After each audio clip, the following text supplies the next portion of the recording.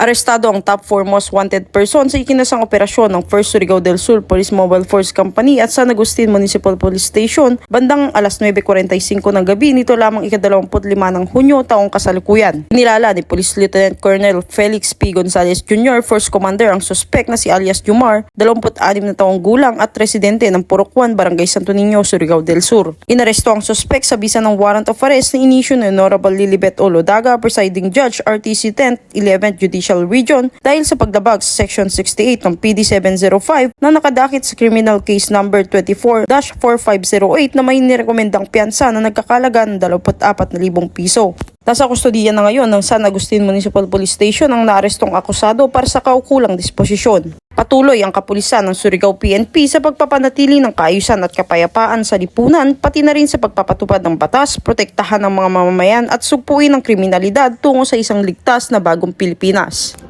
Mula dito sa Police Regional Office 13, ako ang iyong pen and correspondent, Patrolwoman Karen A. Malilin, alagad ng batas, taga-taguyod ng Balitang Pulis.